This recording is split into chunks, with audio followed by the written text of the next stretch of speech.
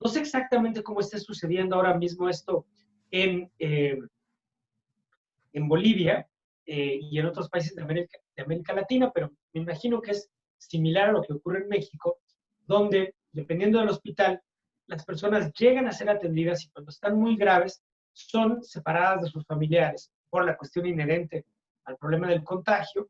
Por ejemplo, en mi hospital, pues ha habido en los últimos meses un área que se conoce como área COVID, ¿no? Donde tenemos pacientes que están en esa en un área pequeña, a lo mejor son 4 camas más o menos. Luego está una terapia intensiva que tiene algunas camas más.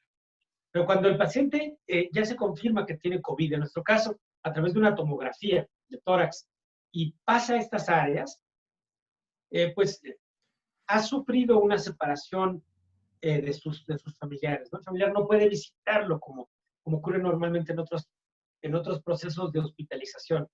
Entonces, eso es un factor de riesgo muy, muy grave para lo que nos concierne el día de hoy, ¿no? Que es el duelo complicado, esto que a veces genera un duelo anticipado también, o un duelo que no puede, de alguna manera se anticipa ya un duelo complicado también. Algunos hablarán de duelos patológicos, ¿no? Si es que queremos usar ese término, no me gusta mucho el término, pero sí el término del duelo complicado. Entonces, creo que la separación abrupta, con todo el nivel de temor que esto significa, ¿no? Tanto en el paciente como en su familiar, pues es un factor de riesgo para el desarrollo de estrés postraumático, de un trastorno por estrés agudo, para el desarrollo de un duelo complicado.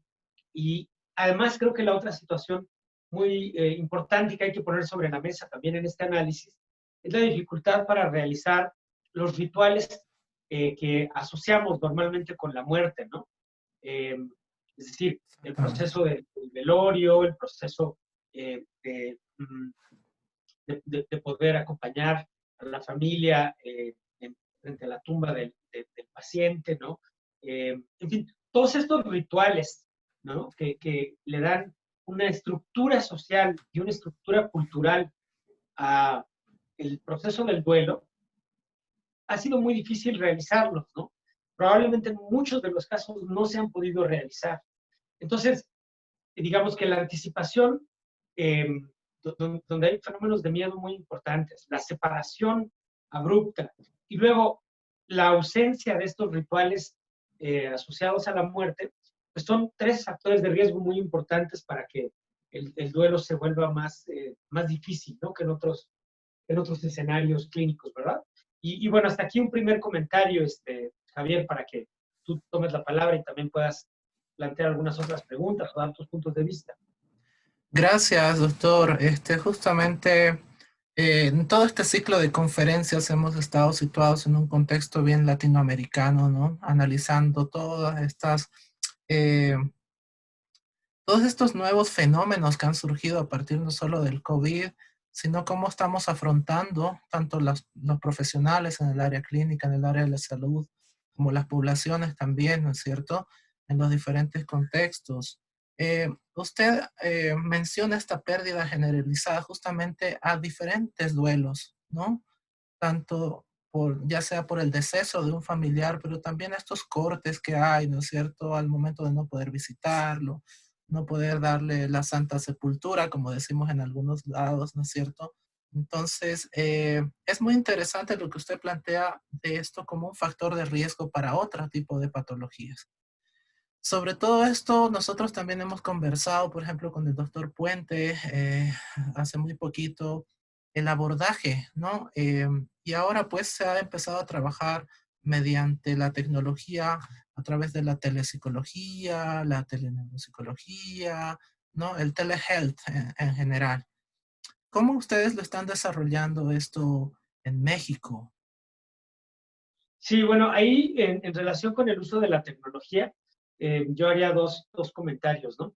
El primero tiene que ver con que eh, en nuestra área COVID, que nosotros eh, hemos dispuesto en el Instituto de Neurología, que afortunadamente ya ahora se encuentra en proceso eh, de superarlo, ¿no? Es decir, ya afortunadamente ha empezado a disminuir la ocupación hospitalaria aquí en la Ciudad de México, y esto ha permitido que nosotros ya no tengamos pacientes con COVID, ¿no? Solamente queda la terapia intensiva que todavía podría recibirlos, pero lo que era esta área COVID especial de 4 camas ya no está operando. Afortunadamente, y lo digo sobre todo porque ya no tenemos ese ingreso tan importante de pacientes, ¿no? Ahora en México lo que está sucediendo es que a medida que empieza a disminuir la ocupación hospitalaria en la ciudad, y no quiero cantar victoria porque en cualquier momento puede haber un repunte, ¿no? Pero ahora se está viviendo todo esto en otras ciudades de nuestro país, ¿no? En algunos de los estados del sur, como Tabasco, por ejemplo, ha habido una situación que ha trascendido mucho a los medios de comunicación, colegas que están en Jalisco, Guadalajara, colegas que están en Monterrey, Nuevo León, en otras partes del país, están viviendo un poco esta situación de la pandemia ahora más intensamente, como la vivimos en la Ciudad de México en los meses, sobre todo de abril, mayo y junio, ¿no? Y ahora, insisto, estamos empezando a tener afortunadamente un ligero respiro, un ligero descanso, ¿no? Aquí tú sabes que en nuestra ciudad se dispuso un semáforo que puede ser rojo, naranja, amarillo o verde, ¿no? Y ya llevamos 2 semanas, ahora vamos a entrar a la tercera semana de semáforo naranja. O sea que han empezado a abrir algunos negocios, hay ya algunos restaurantes que pueden recibir a personas para proveer alimentos. Claro, con muchas restricciones, los meseros están con guantes, con cubrebocas, con caretas, ¿no? Con procedimientos de higiene muy estrictos. El centro de la ciudad se abrió y se tuvo que cerrar casi de inmediato, ¿no? Porque hubo muchos locales, muchos comercios que no respetaban estas reglas. Entonces, la jefa de gobierno pues tenía un repunte muy importante que seguramente hubiera ocurrido y se tuvo que cerrar el centro histórico otra vez. Pero en el resto de la ciudad ha habido una apertura, vamos a decir, como de un 20 o 30%, y en los hospitales sí hemos tenido un descenso. No puedo hablar por todos los hospitales, ¿no? Pero particularmente en el nuestro sí ha sucedido así, y en otros donde yo tengo contactos con colegas que están aquí en la ciudad y también me refieren a algo muy similar. Las cifras oficiales así lo disponen. Entonces, bueno, estoy haciendo un pequeño rodeo para aclarar la situación en México, pero quiero decir que en esta área COVID también se disponía de una pantalla, ¿no? Que permitía establecer una mejor comunicación con el interior, porque también el personal de salud quedaba aislado durante este proceso, ¿no? Es decir, el personal de salud, si tenía que dar algún mensaje a los que estaban afuera, pues tenía que prácticamente desvestirse completamente para poder salir, y todo este proceso es muy complicado, ¿no? Y además también riesgoso. Entonces, estas pantallas de telecomunicación, que son muy eficientes, la verdad, han servido mucho para establecer un enlace entre el adentro y el afuera, ¿no? Y eso también puede ser de utilidad, yo creo, en muchas áreas COVID en toda Latinoamérica, para mejorar la comunicación con los familiares, porque ocurrieron algunas situaciones dramáticas en México, y no sé, quizá en Perú he leído algo similar, no se diga en Ecuador, no sé cómo esté exactamente en Bolivia, pero que esta falta de comunicación es un factor de riesgo no solo para el duelo complicado, como lo mencionamos, sino también para un choque muy álgido en la atención clínica, donde algunos, aquí en México se dieron situaciones donde familiares de pacientes eh, tuvieron acciones violentas en contra del personal médico. Ocurrió una situación en un hospital Las Américas, en Ecatepec, aquí en el área conurbana, en el área urbana de la Ciudad de México, donde entraron en masa muchos familiares a un hospital a buscar los cadáveres porque pensaban que los médicos los estaban escondiendo o que los médicos habían incluso asesinado a los pacientes, ¿no? Entonces, aunque mucha gente se indignó simplemente, ¿no?, en contra de estas personas, yo creo que es un motivo de reflexión, de pensar por qué se pudo construir todas estas, se pudieron construir todas estas fantasías, ¿no? Estas fantasías paranoicas prácticamente, ¿no? Donde los médicos serían los encargados de matar directamente a los pacientes, de inyectarles el virus, etcétera, ¿no? Entonces, Claro, por una parte, tiene que ver con la falta de una cultura científica en nuestra población, ¿no? Que, como sabemos, la educación científica ha sido sacrificada por décadas en México, y me imagino que en América Latina es una situación muy, muy similar. Entonces, la gente no puede asimilar de la noche a la mañana un discurso científico amenazante, como es la realidad de un virus, con todo lo que implica, ¿no?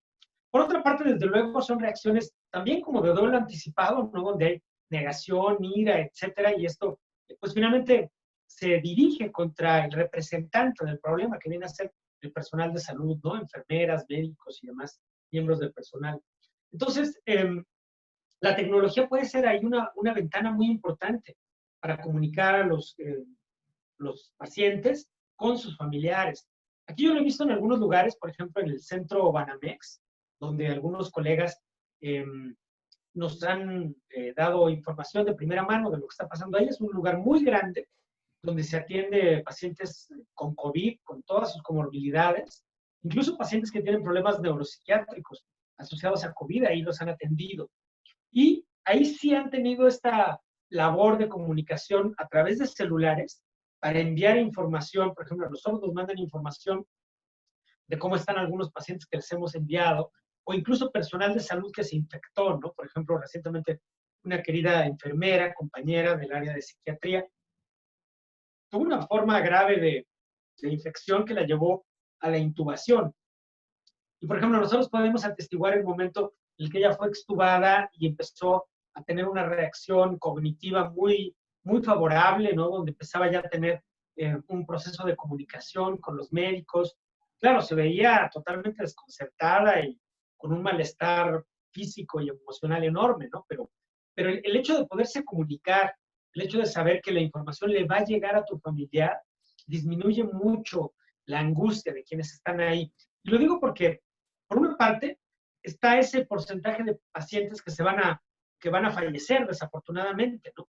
Pero también hay otro porcentaje de pacientes que sobreviven y tienen una serie de secuelas, a veces de orden neuropsiquiátrico por problemas, repercusiones cerebrales que puede llegar a tener el virus, pero en otros casos, más bien como de estrés postraumático, por las vivencias tan atemorizantes de la intubación, de la separación abrupta, el miedo a la muerte, las pesadillas. Algunos entran en estados, como sabemos, estados confusionales, estados de delirium, estados de psicosis.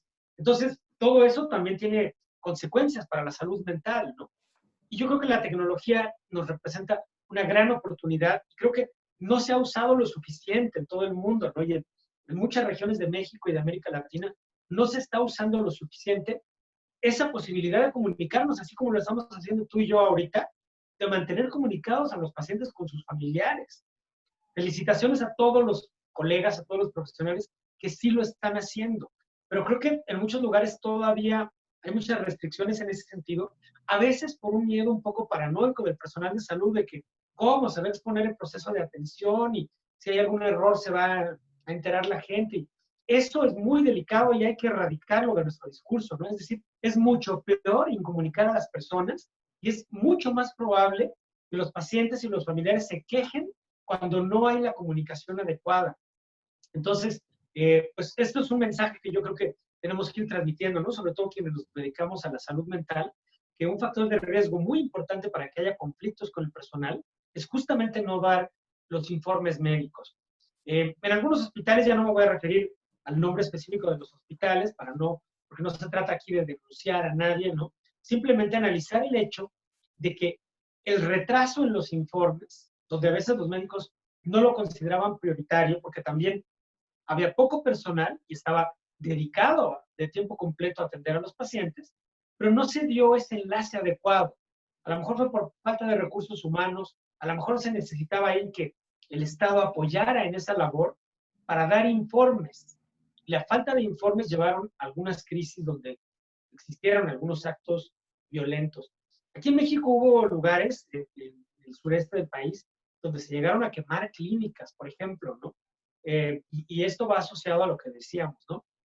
Algunas fantasías, pues, de orden paranoico, francamente, de la población, la falta de cultura científica, el duelo anticipado, ¿no? En este caso, con fenómenos de negación y de ira, Entonces, todo esto compone un cóctel muy difícil.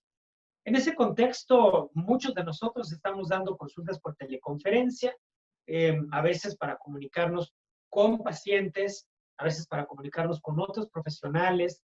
Aquí algunos profesionales de la salud mental están dando apoyo a otros profesionales que tienen problemas, que están en el área COVID y que están de diferentes hospitales, ¿no? Y que están teniendo estos problemas de salud mental. Entonces yo creo que sí, la telecomunicación nunca va a ser lo que queremos, ¿no? Siempre queremos la comunicación presencial, pero también creo que en este momento de crisis pues representa una oportunidad enorme, ¿no? Por ejemplo, ahora tú y yo podemos platicar lo que ocurre en nuestros diferentes países, ¿no? Y en ese sentido ir más allá de lo que dicen los noticieros. Yo te puedo decir en forma directa cómo están las cosas en mi hospital y tú me puedes decir en forma directa lo que observas en tu país. Así es, doctor. Justamente acá igual hemos registrado casos de diversa índole, ¿no? Donde personal médico de salud ha sido discriminado, por ejemplo, ¿no? Han sido expulsados de sus viviendas, donde los propios vecinos, ¿no? Eh, Se han puesto en contra de ellos, ¿no? Por el temor al contagio. Y todo este desconocimiento ha traído, bueno, un sinnúmero de cosas. Por ejemplo, ahorita mucho está en boga el uso de ciertos fármacos que no tienen la evidencia, no es cierto, suficiente para, como tratamiento para el COVID. Eh, y sobre eso va otra consulta también. Ahorita muchos incluso legislaciones en municipios acá en Bolivia están aprobando el uso del dióxido de cloro, ¿no? ¿Cuál es su opinión al respecto? ¿Qué nos puede comentar sobre esto? Sí, desafortunadamente en México también se han dado esas situaciones, ¿no? Sabemos que no es un tratamiento hasta donde yo estoy enterado, ¿no? Y he estado leyendo mucho de esto todos los días y no conozco que haya ninguna evidencia científica de que esto tenga una eficacia y parámetros de seguridad aceptables como para su uso clínico, ¿no? Yo creo que esto ha venido sucediendo a lo largo de la pandemia, ¿no? Hemos visto el ascenso y la caída de muchos fármacos, ¿no? De muchos tratamientos, con sus respectivos escándalos de pronto mediáticos o científicos, ¿no? Como lo que sucedió en Estados Unidos, ¿no? Donde el presidente de ese país recomendaba que la gente se inyectara o tomara pues desinfectantes, cosas que son gravísimas y que uno Exacto. hasta de pronto pareciera que es algo que solamente se podría haber dicho casi en un tono cómico, porque nadie podría tomarlo como algo en serio. Sin embargo, al día siguiente en Nueva York existieron personas que realmente llegaron intoxicadas por usar este tipo de medidas de pseudoterapia, porque no es ninguna terapia, ¿no? Luego vimos aquel caso, recordarás, de la cloroquina, ¿no? Que era una de las Exacto. esperanzas, llevó a que mucha gente lo comprara como tratamiento profiláctico y que incluso personas que tenían que consumirlo porque tenían lupus eritematoso sistémico u otros padecimientos inmunológicos, no encontraran el medicamento. Aquí en México pasó mucho eso en marzo, en abril principalmente. Pero luego vimos cómo existieron estos grandes ensayos científicos, ¿no? Que se publicaron en Lancet, ni más ni menos, ¿no? Y donde se mostró después que había habido errores metodológicos y posiblemente éticos graves, ¿no? En la realización de estos estudios, por lo cual se tuvo que retractar los autores, ¿no? Algunos autores pidieron que el artículo fuera retirado propiamente de Lancet, ¿no? Entonces creo que también todo esto ha expuesto un poco toda esa zona de frontera, ¿no? Entre lo que es digamos, estrictamente válido desde el punto de vista científico y un poco cómo se construye el conocimiento con los posibles errores que pueden existir, ¿no? Que van desde el fraude científico hasta los errores científicos que no son deliberados, ¿no? Hasta estos márgenes de validez dudosa, ¿no? Donde puede haber de pronto bases de datos adulteradas o análisis poco rigurosos de la información. También sabemos que en esta época, en la pandemia, se han publicado muchos artículos que no han recibido la suficiente revisión por pares, ¿no? En 2 o 3 semanas se están publicando. Entonces, pues desgraciadamente también eso debilita un poco la solidez o esa cualidad robusta, ¿no? Que tiene que tener la ciencia médica. Pero bueno, esa es una dimensión problemática, ¿no? A diferencia de otras disciplinas, la ciencia médica tiene que reconocer esos problemas, digamos que analizarlos de forma muy rigurosa y erradicarlos en la medida de lo posible y en la medida que se detectan, ¿no? Entonces, yo creo que con relación al tratamiento que tú comentas, es algo muy similar, ¿no? A veces los servicios de salud, a veces a nivel privado, a veces a nivel público, algunas organizaciones médicas, dan luz verde precipitada a tratamientos que después descubrimos que no tenían ninguna utilidad, ¿no? También ha sucedido aquí en México con la ivermectina, por ejemplo, ¿no? Tratamiento antiparasitario, tampoco creo que está demostrada. Es más, yo creo que así como eficacia demostrada, hasta donde yo conozco, pues solamente dexametasona, y su uso para reducir la mortalidad en pacientes graves, ¿no? Pero eso también llevó a que aquí en México algunas personas lo compraran para tenerlo en su casa, o como si fuera un profiláctico, cuando sabemos que puede ser de mucho riesgo, ¿no? Entonces, pues ni hablar, ¿no? Yo creo que tenemos que mantener la comunicación constante. Eso que hablábamos sobre comunicar a los pacientes con sus familiares, a los médicos con los familiares y a los pacientes. En general, quienes somos profesionales de la salud, tenemos que estar en comunicación permanente con la sociedad en su conjunto, ¿no? Para transmitir todos estos conocimientos y no dar lugar a esos agujeros, ¿no? De incertidumbre por donde se cuela, ¿no? La pseudociencia, los fraudes y otras acciones que deben de prevenirse o, en su caso, erradicarse. En este tema, el papel de la OMS ha jugado un rol muy importante, ¿no? Porque creo que la población en general, en su mayoría, ha estado muy pendiente de todos los anuncios, todas las investigaciones que ha hecho esta organización. Y bueno, ha sido muy controversial, ¿no? Todos los pasos que ha ido dando. Y hay un factor de fe actualmente, ¿no? En la gente en que necesita confiar, necesita un respaldo, necesita un apoyo. Eh, Todo esto de la pandemia, la cuarentena, incluso ha tenido que cerrar iglesias, centros donde se reúnen personas, etcétera. Entonces, eh, se ha puesto mucha esperanza en la ciencia, en los avances científicos, en la búsqueda de una vacuna, en la búsqueda de la cura de la enfermedad. Y justamente han venido a salir estos productos como que dando ciertas luces, pero que todavía no tenemos, ¿no? A ciencia cierta, este, una cura como tal o una vacuna todavía. Entonces creo que esto también ha hecho que la gente vaya como que poniendo un pero, ¿no? A lo que es la ciencia en general, o vaya también como que, no sé, objetando un poco este desarrollo científico y vaya buscando otras formas de cómo aliviar, ¿no?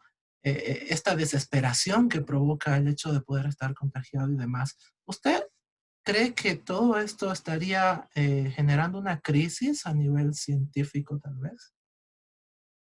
Bueno, yo creo que hay una crisis a nivel cultural, la sociedad contemporánea prácticamente en su conjunto, ¿no? En las sociedades, por supuesto, latinoamericanas, pero también en América del Norte, en Europa también. Hay una crisis que se ha venido desarrollando en las últimas décadas, ¿no? Y que tiene que ver justamente con una pérdida de confianza. Por una parte, en las estructuras o los pilares que han sostenido a la sociedad por muchas décadas, ¿no? A lo mejor a lo largo del siglo XX, por ejemplo. Tú hablabas del rol justamente de las religiones, de la espiritualidad, ¿no? Yo creo que es muy lamentable, en mi opinión, que durante esta pandemia pues hemos visto prácticamente una ausencia de líderes religiosos o espirituales que, sin contradecir los mensajes científicos, puedan dar un mensaje de fe, un mensaje de esperanza para las poblaciones, ¿no? Que, como bien lo comentas, pues experimentan fenómenos de miedo, de incertidumbre, y esa incertidumbre, como lo estamos comentando, es justamente esa gran ventana por donde se meten muchas corrientes de irracionalidad social, ¿no? Que es una cosa que estamos viviendo. Entonces, a mí me ha parecido desafortunado, y lo voy a comentar aquí con toda apertura, que en México, por ejemplo, no puedo hablar por otros países, no puedo hablar por Bolivia, pero en el caso de México, ha habido una ausencia muy importante de liderazgo digamos que las personas que normalmente deberían detectar este liderazgo en el ambiente religioso, ¿sí? Por ejemplo, no voy a decir el nombre de la persona, ¿no? Pero un líder religioso la única vez que salió a hablar de este tema fue para decir que el virus era cosa del diablo y que era una cosa del diablo que además estaba articulada por esta conspiración entre 5G y Bill Gates, ¿no? Entonces, uno se pregunta, bueno, habiendo tanta necesidad de esperanza, de confort espiritual, de reconciliación social, de verdad, ¿eso es lo mejor que se puede decir? O sea, yo creo que se podrían haber dado muchos mensajes de esperanza, incluso basados en los textos sagrados, basados en las tradiciones éticas y religiosas, ¿no? Se podrían dar muchos mensajes de esperanza, ¿no? Desde el budismo, desde el cristianismo, el catolicismo, la iglesia cristiana católica ortodoxa, la católica romana. Pueden dar mensajes de esperanza muy importantes, pero ha sido muy interesante ver la ausencia de ese liderazgo, ¿no? Por parte de estos sectores. A mí por lo menos me ha llamado mucho la atención. Entonces, creo que eso tiene que ver un poco con que estas estructuras sociales a lo mejor les ha faltado establecer lazos más profundos con sus comunidades y tomarle más el pulso a la cultura en las últimas décadas, ¿no? De otra manera, ahora estarían a lo mejor jugando un papel más positivo para la sociedad, ¿no? En esta crisis me refiero específicamente. Y esta parte a lo mejor puede ser discutible y criticable. Si alguien tiene una opinión distinta, la respeto y la escucharé con mucho interés, ¿no? Pero yo he observado eso. También hemos visto que los líderes políticos han sido muy cuestionados, ¿no? También creo que hay una crisis política mundial que no es de ahorita, es de hace varios años, desde hace varias décadas, ¿no? Los líderes políticos de las grandes naciones, de los grandes imperios del primer mundo, pues han sido muy cuestionados. En Estados Unidos, Donald Trump, en Inglaterra, Boris Johnson, no se diga en Brasil, Bolsonaro. En México también hay mucha efervescencia política, mucha polarización política. Entiendo que lo mismo ha sucedido en Ecuador y en otros países, ¿no? Entonces, al margen, no se trata aquí de un análisis de si los estados han hecho lo que tienen que hacer, porque eso solamente en cada país se puede hacer un análisis más detallado, ¿no? del asunto. Pero lo que sí es cierto es que hay una crisis de la credibilidad de estos liderazgos políticos, ¿no?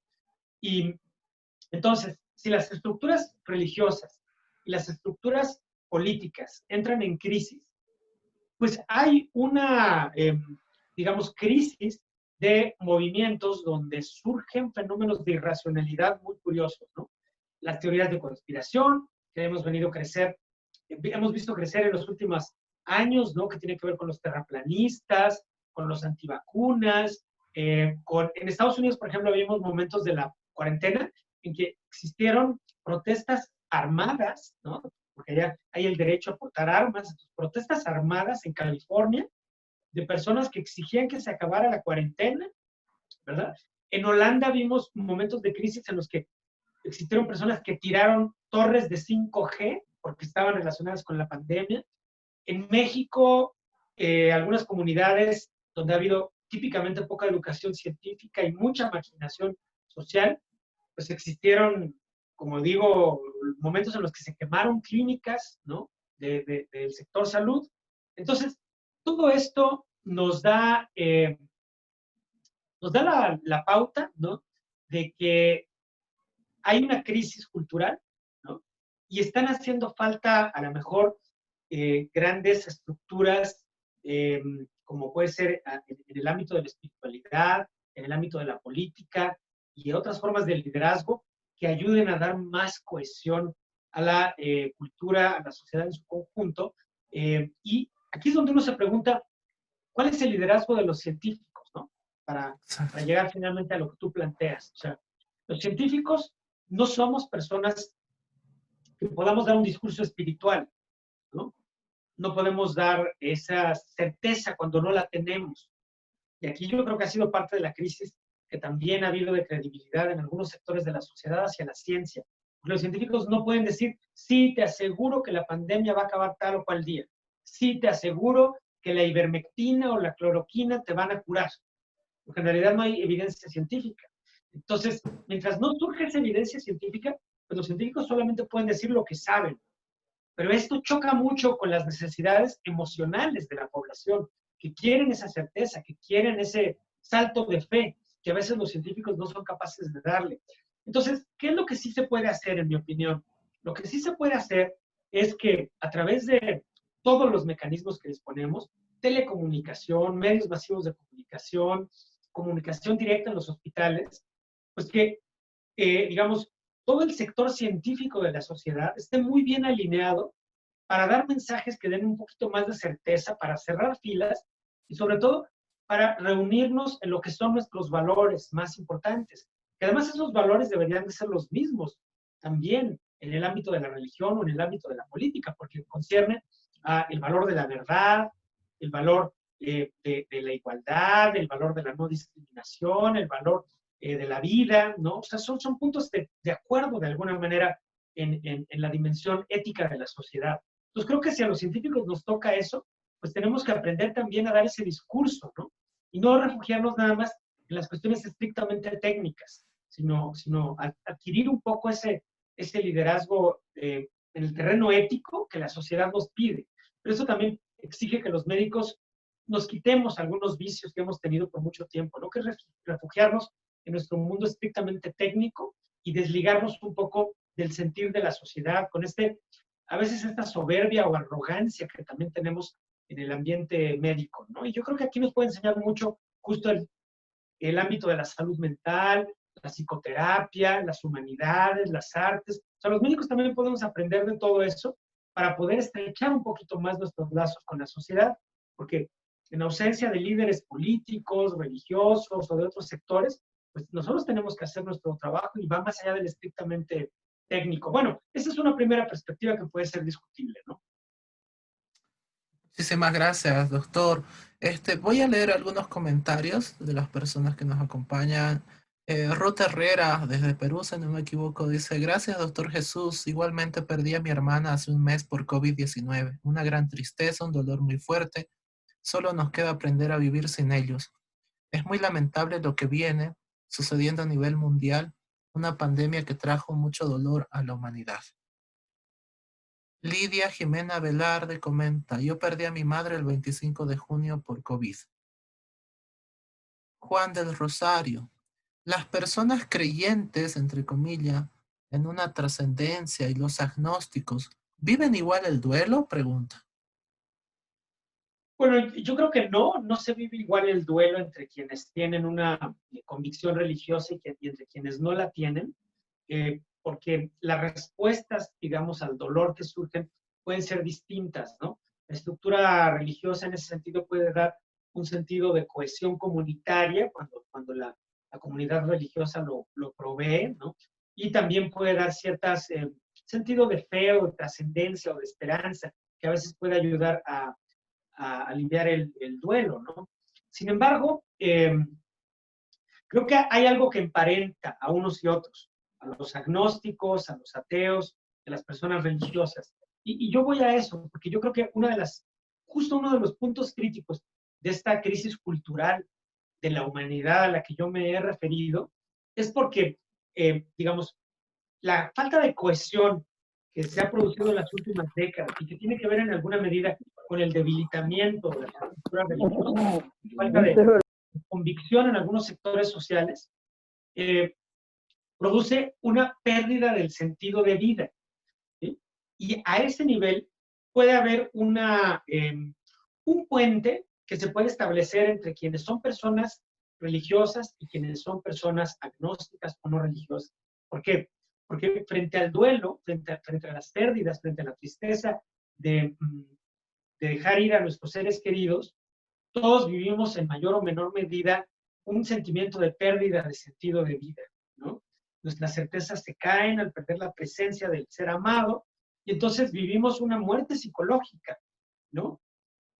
Entonces, el reto que yo creo que queda por construir es cómo se pueden establecer lazos para proveer ese sentido de vida, una plataforma vital de sentido que enlace a quienes no son religiosos y a quienes sí lo son. En mi opinión, los valores fundamentales de la sociedad y los valores humanos más importantes pueden ser un terreno de comunidad, no un terreno de guerra entre personas religiosas y no religiosas, sino un terreno de comunidad. Porque, por ejemplo, las personas religiosas y no religiosas pueden creer en la verdad, pueden creer en la vida, pueden creer en la salud, pueden creer en la igualdad, pueden creer en la solidaridad, pueden creer en la reciprocidad, la ley de oro de la reciprocidad, por ejemplo, que es probablemente la regla ética universal que se presenta en casi todas las religiones, prácticamente todas las tradiciones espirituales, pero que también puede ser reconocida en la Carta de Derechos Humanos que viene de la Revolución Francesa, en toda la tradición del derecho contemporánea, en las humanidades. Entonces, ese tipo de estructuras éticas cargadas de valores, en mi opinión, pueden enlazar a las comunidades religiosas y no religiosas para ayudarnos a recuperar el sentido de vida, porque esa es la gran pregunta que viene ahora en esta etapa que en algunos países ya está sucediendo, post-pandemia. En América Latina no podríamos decir que estamos ya en una post-pandemia, pero me parece que justamente tenemos que meditar en torno a esa pérdida del sentido de vida que está ocurriendo quienes se encuentran en duelo, en la sociedad en su conjunto, al ver que nuestro mapa de orientación social se pierda, ¿no? La prosperidad, la economía, los valores que normalmente nos gobernaban, pues algunas veces se han caído incluso en algunas sociedades, ¿no? Entonces, ¿qué sigue? ¿Cómo vamos a enfrentar esta siguiente etapa, ¿no? Yo creo que es una gran oportunidad para hacer una reflexión en torno a lo que realmente queremos conservar como sociedad y lo que en realidad solamente nos estaba haciendo daño, ¿no? El cuidado del medio ambiente, por ejemplo, puede ser una prioridad, los mecanismos de solidaridad social también. La cuarentena nos ha enseñado que con una acción colectiva, organizada, podemos ayudar a cuidar a los más vulnerables, ¿no? Yo creo que eso se podría extrapolar toda proporción guardada a otros problemas de salud. Gracias, doctor. Justamente cuando hablamos también de otros problemas, hay como que una población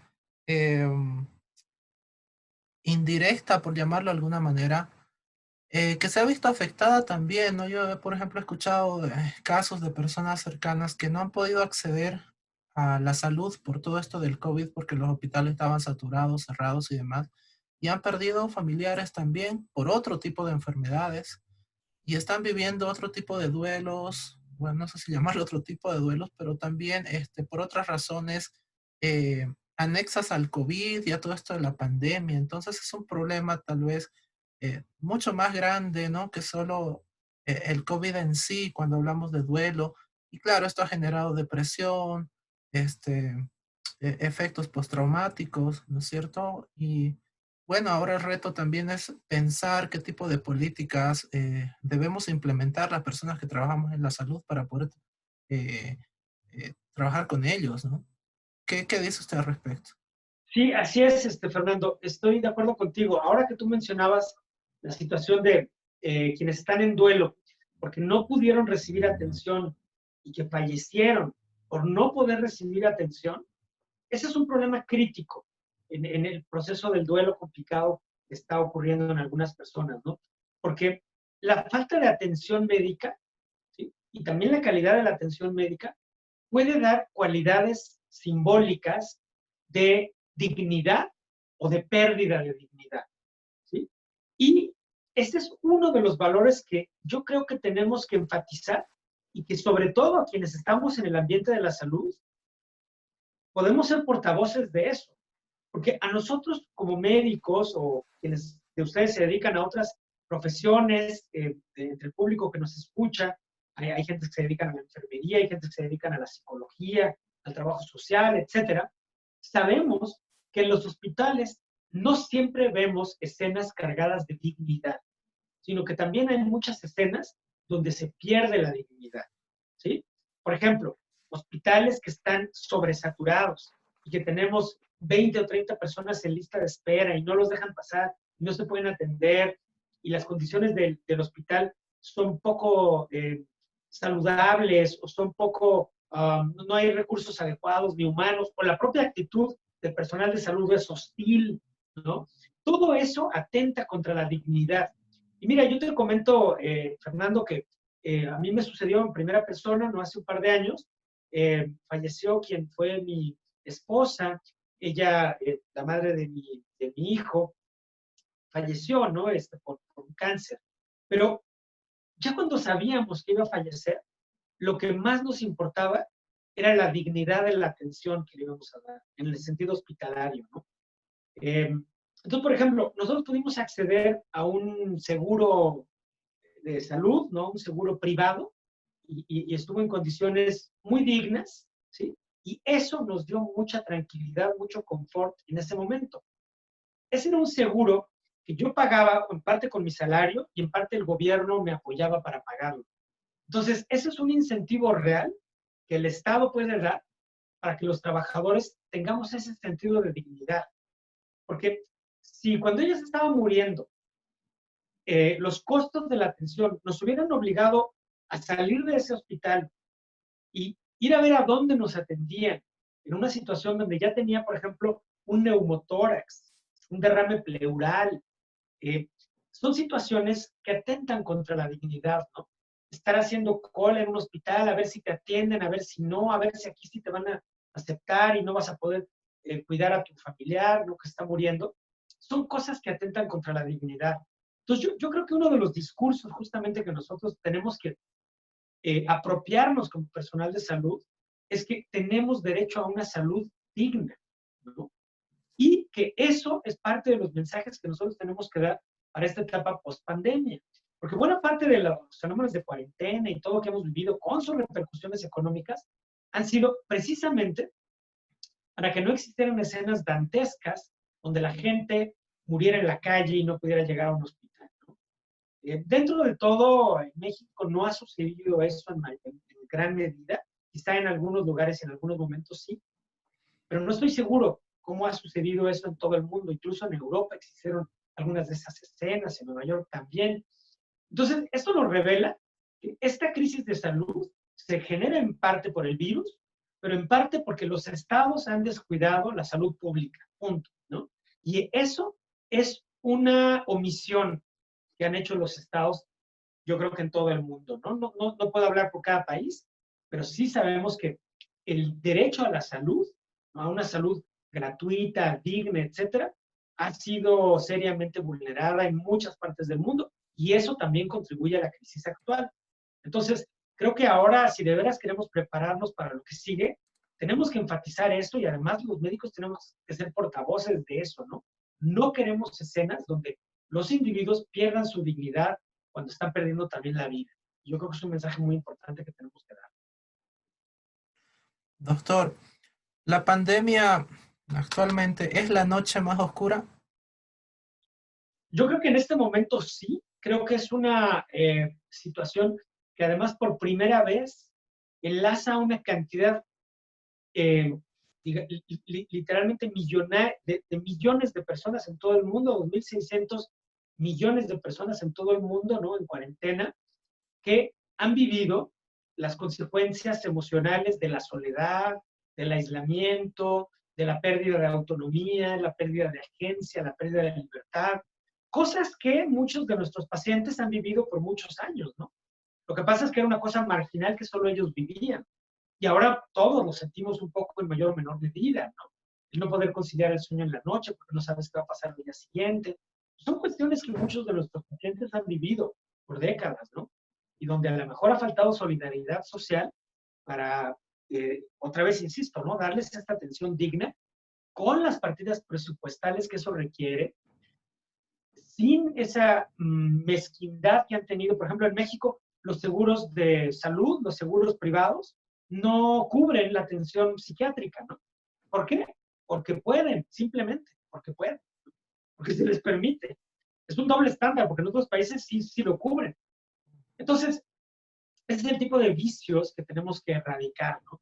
Vicios que tienen que ver, al final de cuentas, con la avaricia, con la desigualdad y con cosas de esa naturaleza que en realidad nunca han sido a favor de la salud de nuestros pacientes. Yo creo que nosotros tenemos que ser un poquito como abogados, ¿no? de nuestros pacientes, o sea, defender sus derechos también. Porque pues estamos en una situación donde podemos hacerlo, ¿no? A nosotros la sociedad nos escucha más, ¿no? Y ese es el tipo de liderazgo un poco del que yo hablaba, ¿no? Y que además yo creo que ahí las tradiciones religiosas, no religiosas, pues también convergen, ¿no? Al final de cuentas, en esta cuestión de derechos humanos, ¿no? Gracias, doctor. Justamente esa consulta, bueno, ese comentario iba en relación a su nuevo libro, ¿no? Donde usted plantea aspectos sociales, aspectos culturales, ¿no? Por ejemplo, de maltratos físicos, de situaciones que se están dando actualmente también en la parte social, en la parte forense, ¿no? Coméntenos un poco de este su nuevo libro, por favor.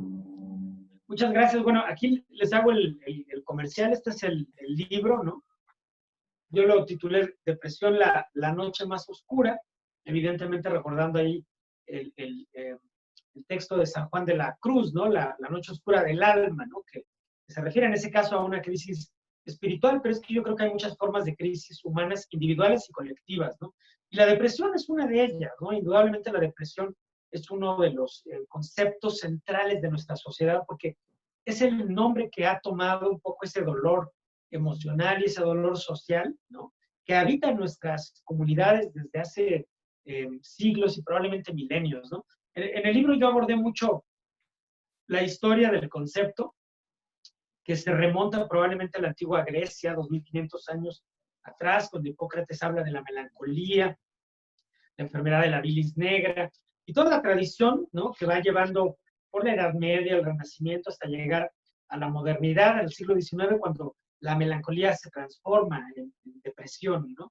Y bueno, eso es una de las cosas que se narran en el libro. Efectivamente, como tú lo mencionas, yo me detuve mucho en los factores de riesgo sociales, porque son prevenibles, ¿no?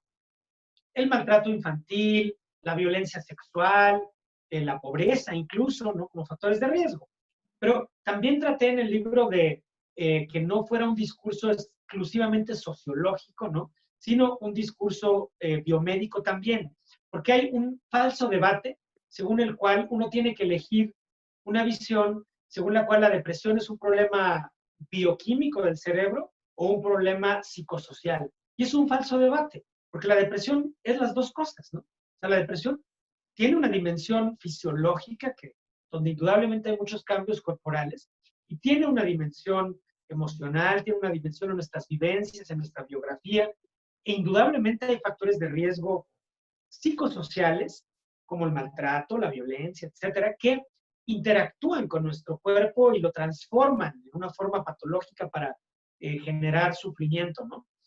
Sí que por eso yo acabe concluyendo que la depresión no es una enfermedad en el sentido que sí lo es, por ejemplo, la tuberculosis, ¿no? Donde hay un agente etiológico, una causa, que es en este caso un microorganismo, y donde hay una lesión celular, ¿no? El caso de la depresión probablemente es un síndrome que puede tener muchas causas, ¿no? Y donde a veces ya toma la forma de un padecimiento crónico, donde hay muchos cambios a nivel del sistema nervioso, del sistema hormonal, del sistema inmune. Y bueno, de todo eso trata este libro, ¿no? Es sobre todo un libro de divulgación científica. O sea, la vocación del libro es reunir conocimientos conocimientos científicos, pero algunos también históricos, y comunicarlos de la manera más sencilla posible para establecer un puente entre los especialistas y el público general que pues muchas veces tiene necesidad de saber lo que es la depresión, o a veces hay simplemente curiosidad en el mejor sentido de la palabra, ¿no? O sea, un deseo de saber qué es esto. Y es pues parte de la vocación de ese libro. ¿Dónde podemos adquirir el libro, doctor? Bueno, como esta conversación va dirigida a diferentes ciudades, ¿no? De América Latina, tu país, ¿no? Que por cierto tengo tanta estima y otros lugares de América Latina que también quiero tanto. El libro se puede descargar por Amazon, ¿no? Lo venden ahí en formato como libro electrónico, la tienda Kindle, ¿no? de Amazon. Ahí se puede descargar. Eso creo que está vigente a nivel internacional. No sé si a nivel internacional se pueda solicitar el libro físico. Aquí en México, si alguien nos escucha desde diferentes partes de la República, se puede pedir el libro físico también. Digo, yo soy de la vieja escuela y me gustan los libros artesanales, ¿no? Que huelen así a madera y todo eso. Pero a mucha gente les gusta leer el libro electrónico en el celular o en la computadora y lo pueden descargar por Amazon también. Perfecto, muchas gracias, doctor. Hablando de libros y literatura, queremos jugar un poquito para ir cerrando. Quisiera mencionarle algunos nombres y que usted nos diga lo primero que se le ocurre, lo que le venga a la mente. ¿Le parece? Ok, empezamos entonces. Oliver Sacks. Es un gran maestro, tuve el privilegio de conocerlo en San Francisco hace pues, ya algunos años, antes de que él falleciera, cuando estaba presentando su libro sobre la música, ¿no? Tiene este hermoso libro que es un ensayo científico acerca de la música y el cerebro, musicofilia, y bueno, ese fue el punto de encuentro que tuve él en lo personal, pero en general soy su lector desde hace muchos años. A mí me lo presentó un escritor mexicano que se llama Juan Villoro, y él me dio a leer su libro, en aquel tiempo, El hombre que confundió a su mujer con un sombrero. Lo Ajá. amo. Mi ensayo favorito de él es Veo una voz, que trata acerca de los sordomudos y lenguaje de señas, ¿no? Donde él nos enseñaba que se puede hacer poesía con el lenguaje de señas y toma la forma casi como de una coreografía, ¿no? Le llamaba música ocular, pero también se puede enseñar álgebra con el lenguaje de señas. Y en fin, Oliver Sacks lo estudia este problema para darnos a entender las diferentes avenidas que tiene la inteligencia, ¿no? En el cerebro humano. Milan Kundera. También es un autor que es muy, muy estimable para mí porque es parte de la tradición que enlazó a mi familia. Mi padre era lector de Milán Kundera y el primer libro que leí se llama La vida está en otra parte, uno de los mejores títulos. Era una pinta del 68, nunca había en Europa. La vida está en otra parte y trata sobre un poeta. Entonces es un poco un relato hasta cierto punto muy cruel, ¿no? Sobre todo lo que significa la emotividad humana y esa sensibilidad que pueden tener algunos individuos que se decantan por la poesía, por la literatura. Entonces, a todos los que nos gusta esa dimensión estética, ¿no? Este libro nos pega muy, muy fuerte. Pero también el libro habla mucho de las contradicciones que a veces hay en la condición humana en relación con los movimientos políticos, porque habla, por supuesto, de toda la crisis de Checoslovaquia, ¿no? Con la Exacto. invasión soviética. En fin, es un librazo, pero me encantan todos sus libros, ¿no? El más reciente que leí se llama La fiesta de la insignificancia, es el último que escribió, y nada más me refiero a una escena en la que son dos personas que van en la calle y chocan, ¿no? Accidentalmente con el hombro. Entonces, una persona pide perdón, ay, discúlpeme, ¿no? Y la otra persona le dice, oye, ¿por qué me chocaste? Pero ninguna de las dos tenía más culpa que la otra. Entonces, Milán Kundera pone pausa en la escena y dice, a ver, esperen un momento, ¿por qué uno pide perdón y el otro, en cambio, exige disculpas? ¿Sí? Y ese es el punto de partida para la construcción de la historia, ¿no? Yo creo que es muy interesante ahí la psicología de los personajes. Gracias, doctor. Sigmund Freud. Me parece una referencia cultural indispensable. Mi familia no era de freudianos, era de jungianos, ¿no? Fue una tradición muy peculiar que hubo en mi familia. Pero bueno, yo he leído mucho a Sigmund Freud, ¿no? Sus ensayos de teoría sexual, psicopatología de la vida cotidiana. Eh, por supuesto, los libros tardíos, ¿no? Tótem y Tabú, El porvenir de una ilusión. Entonces, me parece un pensador, ¿no? Es un filósofo. Yo pienso que trasciende un poco el terreno de la medicina. Creo que sus mayores alcances son el ámbito de la cultura. Por supuesto que desde el punto de vista estrictamente científico, creo que el psicoanálisis requiere críticas muy importantes, ¿no? Y creo que además los psicoanalistas deberían de defender su tradición llevándola a un nivel de mayor rigor científico, ¿no? Se hace con frecuencia esa crítica y yo creo que es importante hacerla. Pero yo sí creo que el psicoanálisis tiene mucho que enseñarnos, y en particular la obra de Freud me parece muy, muy importante, ¿no? Yo tengo muchos amigos que idolatran el psicoanálisis y otros que lo odian, ¿no? Entiendo que es un terreno de polarización. Yo no me decanto por ninguna de las dos actitudes. Yo lo leo a Freud como un pensador, así como puedo leer a Kant, o puedo leer a Paul Ricoeur o a Michel Foucault, donde no siempre estoy de acuerdo, pero me parece muy estimable su obra. Gracias. Aldous Huxley. Maravilloso autor. A él le debo lecturas tempranas en sus textos sobre la psicodelia, ¿no? Las puertas de la percepción, cielo e infierno. Y bueno, creo que Aldous Huxley fue un experimentador pues, muy audaz, ¿no? En ese terreno. Y dejó estos testimonios que me parecen muy interesantes para la literatura, porque es como una forma de literatura experimental, no en el sentido formal, ¿no? De jugar con el lenguaje y eso, sino más bien en el sentido de que pues él se mete, en ese caso, la droga, ¿no? Alucinógena, la mescalina, y trata de hacer un relato pormenorizado de su vivencia. Es como una fenomenología literaria, ¿no? Y también casi científica, es como si fuera un explorador, ¿no? De la mente. No en el sentido científico, sino en el sentido fenomenológico, ¿no? De irse a meter ahí a esa boca de león, a la que yo otra vez no me considero ni profeta de la psicodelia, ni tampoco alguien que condene forzosamente los experimentos o psicodélicos, ¿no? Pero yo creo que Aldous Huxley hizo esos trabajos que son muy valiosos para la cultura y efectivamente le dediqué un capítulo del libro, ¿no? A Huxley, porque es un caso muy especial de resiliencia. Él, uno de sus hermanos fue hospitalizado por un problema psiquiátrico, otro de sus hermanos murió por un suicidio, su madre fallece por cáncer cuando él es muy joven, él mismo enferma y tiene un problema como de ceguera muy grave que le impide leer y escribir. Y a pesar de todo lo anterior, él tiene una producción impresionante, ¿no? Entonces es un caso muy exuberante que nos enseña muchas cosas en torno a los caminos de la resiliencia, ¿no? Y yo creo que esos casos son muy importantes para nosotros, porque no tenemos que aprender solamente la psicopatología y los factores de riesgo para la salud mental, sino también los factores protectores y los posibles caminos a la resiliencia. Gracias, doctor. Y José Agustín.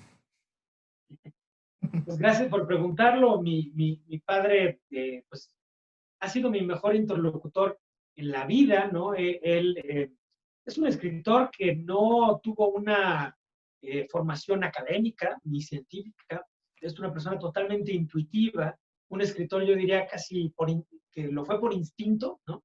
Y que tenía una capacidad, ahora él está enfermo, ¿no? Y desgraciadamente no puedo ya tener esa misma comunicación que tenía con él antes, lo cual es muy doloroso también, pero me dejó una riqueza cultural enorme, nos educó mediante historias mitológicas, fantásticas, realistas, nos fue dando un entorno cultural de mucha riqueza, donde la cultura no era algo, no era esa alta cultura que está allá afuera, ¿no? Y que parece que hace algunos como si fueran aristócratas, ¿no? Sino más bien la cultura era algo que se vivía todos los días, ¿no? Y era tan interesante la vida de los campesinos que estábamos allá afuera y entonces nos podía hablar de Juan Rulfo, ¿no? Y del campo en México, en la literatura, etcétera. O la alta cultura que se vivía en el primer mundo o en el siglo XIX, la música clásica. O sea, él nos dio una cultura muy viva, ¿no? Hecha de relatos. Y aprendí que la vida está hecha de historias, ¿no? Y es un poco la razón por la que he tenido también esa vocación literaria. Muchísimas gracias, doctor.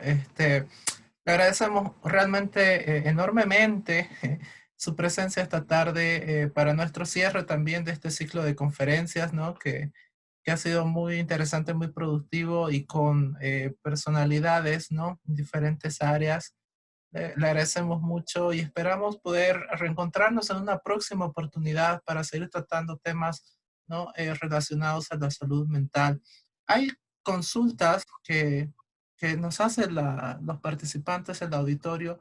No sé si usted está con un poquito de tiempo para poder responder ¿Sí? brevemente, cortito. Sí, a lo mejor sí ya voy a tener que regresar a mis labores clínicas, Exacto. pero si quieres contestamos una última pregunta.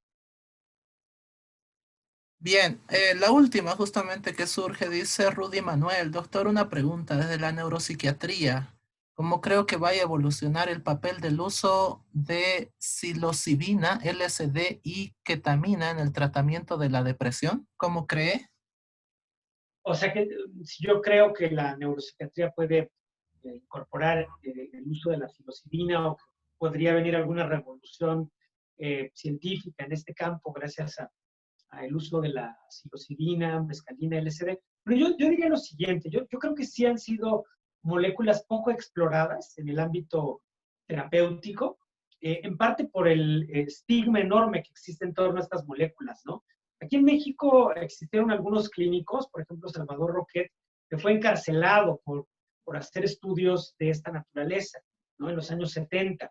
Había una conducta muy punitiva en el Estado en contra de todos aquellos que utilizaban estas sustancias, ya que pues había digamos, un panorama social difícil para el Estado, ¿no? Que tenía que ver con los movimientos de los hippies, los movimientos políticos de 1968. Entonces, en ese contexto, la decisión del Estado fue prohibir y eso llevó al encarcelamiento de algunas personas. Yo personalmente soy mucho más partidario de que tiene que haber libertad científica para investigar las moléculas que interactúan con nuestro cerebro, por supuesto con un gran nivel de responsabilidad ética, ¿no? O sea, como les dije, yo no me considero profeta de una revolución psicodélica, porque creo que tienen que encontrarse exactamente los nichos donde pueda tener una utilidad terapéutica y que esa utilidad terapéutica se tiene que analizar con el mismo rigor con que analizamos un antidepresivo o un antibiótico, ¿no? Sin embargo, habiendo dicho lo anterior, yo creo que sí es mucho lo que podemos aprender de esas moléculas y creo que deberíamos de explorarlas sin prejuicios, ¿no? Sino con una visión científica rigurosa, ¿no? Pero por supuesto que siempre con reglas éticas muy, muy claras. Perfecto, muchas gracias, doctor. Bien, entonces con esas palabras cerramos. Agradecemos a todo nuestro auditorio. Esperamos reencontrarnos nuevamente pronto con nuevas actividades. Doctor, un gran saludo, un abrazo a la distancia hasta México. Deseamos que se encuentre muy bien y tal vez algunas palabras para el cierre. Muchas gracias por tu atención. Fernando, me dio mucho gusto platicar contigo y con quienes se hayan conectado. Es una experiencia significativa. Yo creo que deberíamos de tener muchos más lazos internacionales y en particular, ¿no? Sin caer en ningún sentimentalismo, yo sí soy muy creyente de que tenemos que formar una comunidad latinoamericana. Para mí, somos una misma nación, ¿no? Y deberíamos estar mucho más enlazados por a través de la cultura, a través de la música, a través de la literatura, a través de la ciencia y indudablemente a través de la salud también. Gracias, doctor. Nos quedamos con esa Hasta luego. oportunidad. Hasta luego. Ha sido un placer. Cuídense mucho. Igualmente. Chao, chao. Hasta luego. Y gracias a todos los participantes. Nos vemos en una próxima oportunidad. Chao, chao. Gracias, Fernando. Chao. Chao, chao, Ruth. Chao.